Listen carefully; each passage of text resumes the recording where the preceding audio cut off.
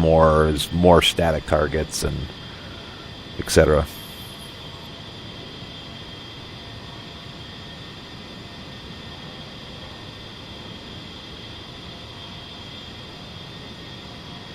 And I think I settled in at 220 here. So, Carl, are you anything left that's blinking or honking at you right now? No, everything seems to be stable. Okay, now the last step before you push those throttles forward is to engage your steering. That's your pinky switch on your joystick. Steering engaged. And assuming your rudders are working the way they should, it should just be a matter of heading out to the runway, which would be off to your right slightly. I think you probably saw me heading out there earlier, and wheel as well, actually. Yeah, I seen you head off that way. Okay, so go ahead and give her a shot.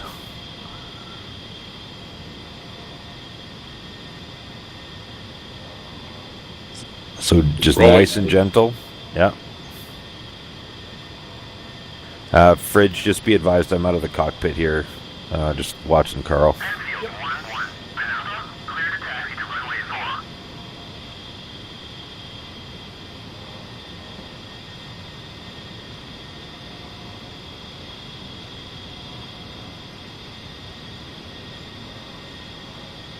And now on the left, just to the left of your throttle quadrant there, Carl, is your flap setting switch. So just give it one click down. It's actually on your Warthog throttle.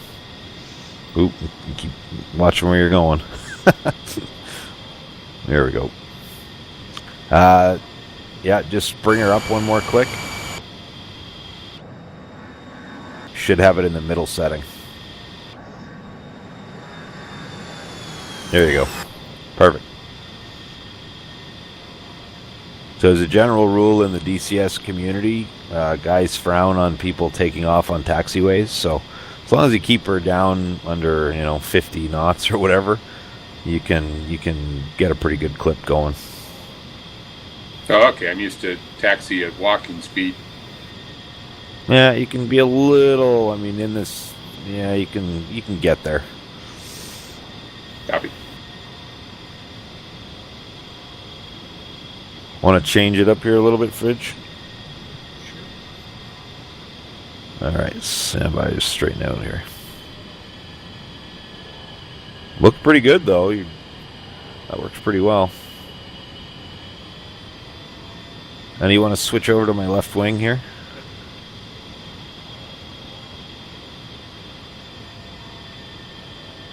We'll head over to waypoint 2. Why am I feeling P-force on this? Do it, sorry? Said I'm feeling P-force. It keeps trying to draw left.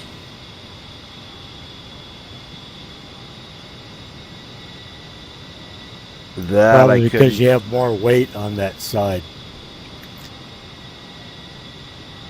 Yeah. That would make sense because one of those fairly evenly, but okay. Now, one of the Mavericks is a 300-pounder, and the other one's 120. Well, I should say it's a 300-pound warhead versus a 125-pound warhead.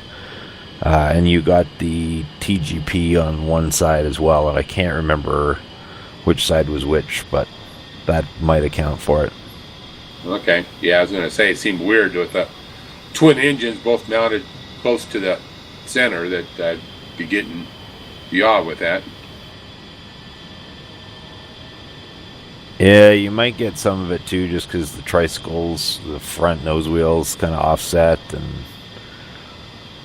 and then on top of being loaded unevenly, probably makes up for it a little bit. Now, with that being said, Wheel or Fridge, do you remember how to get your control, that graph, put up on the screen for your inputs? In the options? No, it's like you can put an overlay up that shows your... Right alt enter, right control enter, one of those two? Panapa, in field, 1-1, request takeoff. Yeah, right control enter. Right control enter. You could probably check that there, Carl. Right control enter, and that'll show you if you've got any unwanted inputs happening.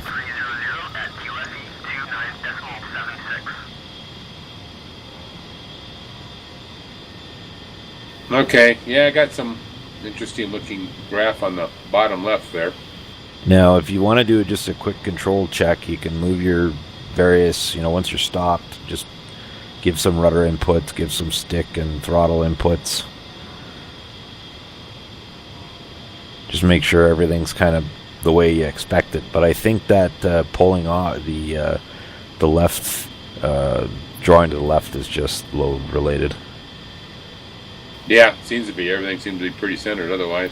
Okay, good. So, hold on. I'm gonna be out of the cockpit again here, Fridge. I'm pretty much just assuming you are all the time. Okay. Go. Excellent.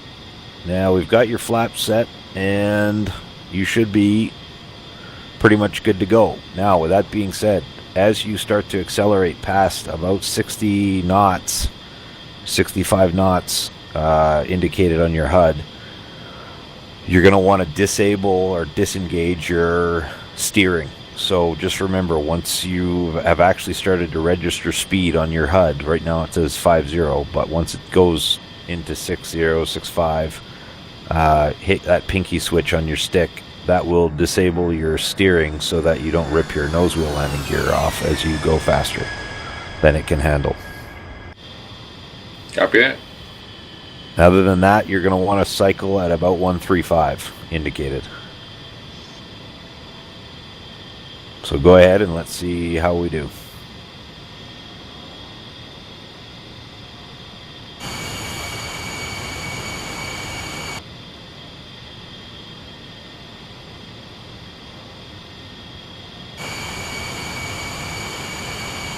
Okay, make sure that steering is disengaged. It's off. Okay.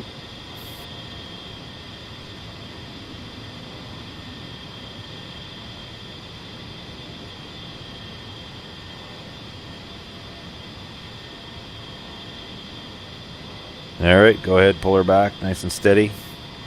Remember, you're not in an F-16. And then go ahead and cycle up your gear. I think that's just the... No, there you go. You got that one. And as you start to speed up, go ahead and put your flaps up.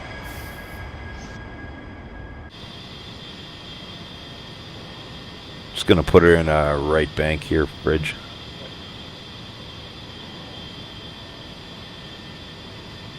And it'll just be a 30 degree again.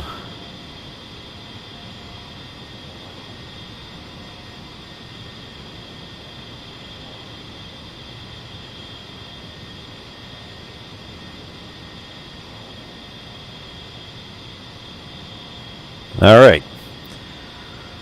So now you'll use your, if you remember your DMS key, Delta MS key, just underneath your trim switch, Carl. You'll be able to click it up once and it'll get you to waypoint 1.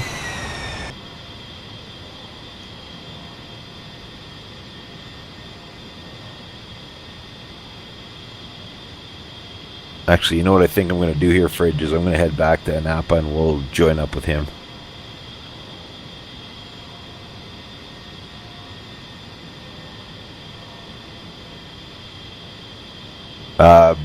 Carl, if you want to just keep maintaining your course here, your takeoff course, I don't know if you've already started to adjust to waypoint 1 or not. No, I haven't. I hadn't found the key yet to put it No, up. that's fine. Basically, your DMS is the bigger, round, or flatter black switch underneath your trim switch. Okay, now it says RO in the HUD there.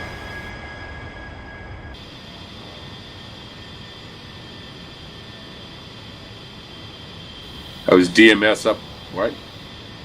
Yeah, DMS up 1 should get you to RO will be, well, maybe Wheel or French well, can it tell says you. safe and steer point down on the bottom, but it doesn't say.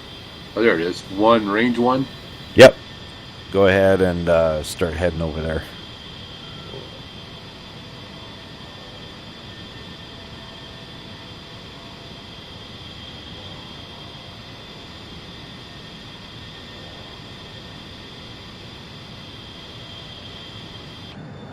Now, so don't forget, I mean, you're not a stranger to the flights with the some F-16 background.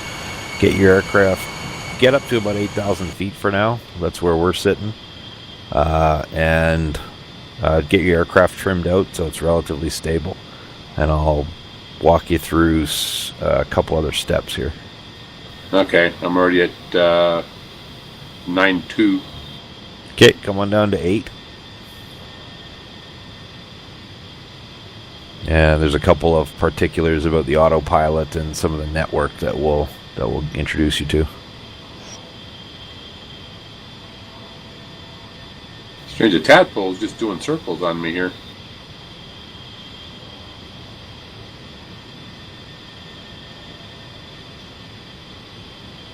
I think the tadpole's indicating SPI for some reason. I don't know how you would have set one already.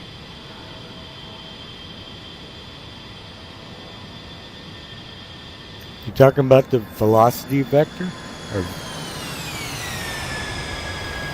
That might be what it is. On the F-16, that'd be a steering tadpole. Okay.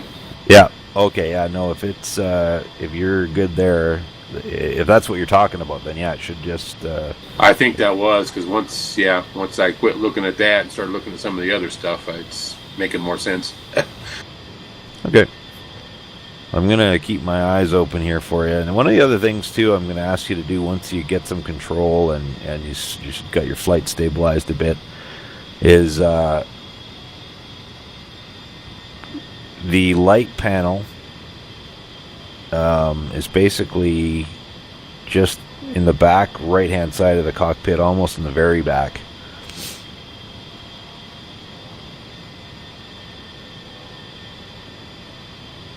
And what I'll get you to do is basically there's a switch on the left throttle quadrant. It basically, I think it's got a default, what is it? Somebody might need to step in for me, but basically there's a setting switch, which would be that post switch on your left throttle pulled all the way back. I think that's what they call a pinky switch or a throttle pinky switch. All the way back basically turns your lights on in the settings on the panel.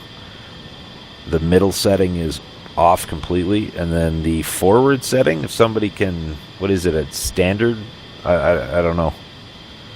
oh, flashing. Oh, actually, you know what?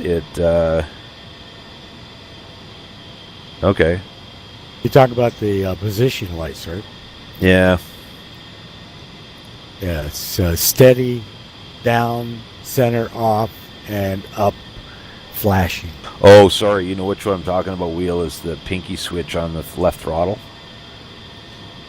Yeah, I'm not sure what the forward one does. I usually just use back and put it in the middle. Yeah, me too. Right. So, Carl, are you getting any of that? Well, I found the switch. I'm not too sure what you wanted me to do with it yet. Okay, so the left pinky switch or the throttle pinky switch controls your lights. Where you control your lights on your actual panel is back to the right. There's a bunch of dials. Basically, there's like 5 dials all together. It looks kind of like a 5 on a dice. And then just above that, there's a formation dial to dial up your formation lights. And on either side of that dial, there's on the left-hand side, there's the position, the flashers. So you can kind of set it to the flashers to off or to steady, like what Wheel was saying. You see them down there? No, where am I looking?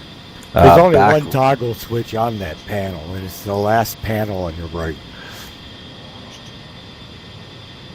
Let's see, looking at the wrong panel. Which panel am I supposed to be looking at? Far back, like basically almost completely back of your cockpit. Yeah, left or right? Right side. To Okay, actually set somebody mentioned left last time. That's where I was looking. Yeah, are you talking about the toggle switch on the throttle there, Wheel? Well, it does the same thing as the panel, right? Oh I'm talking about the toggle switch. That's for your external lights or your position lights. Yeah. So to configure it is on that right light panel. I think they call it external. I don't know what INTR is. External and internal lights. That's what it is. Sorry. Okay, yeah, I've got the panel. Now, which... Okay, so you see the 5 dials that look like a dice? Yeah. Number 5. Okay, so just above that, there's a center dial that says formation. Right. Basically, on the left of that is the position of your flashers, so whether they're flashing, like your colored position lights. Right, mine stays navigation steady. lights. Yeah, so steady's fine. And then on the right-hand side is your anti-collision lights, and right now they're probably turned off. Go ahead and turn those on.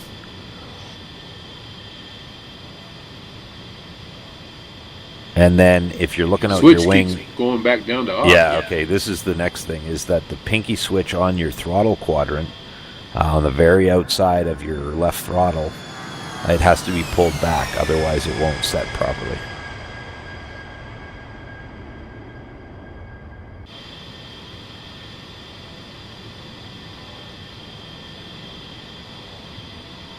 Oh, looks good, Fridge. Okay. Okay, so back is in that setting as configured on your panel. Middle is turned off, and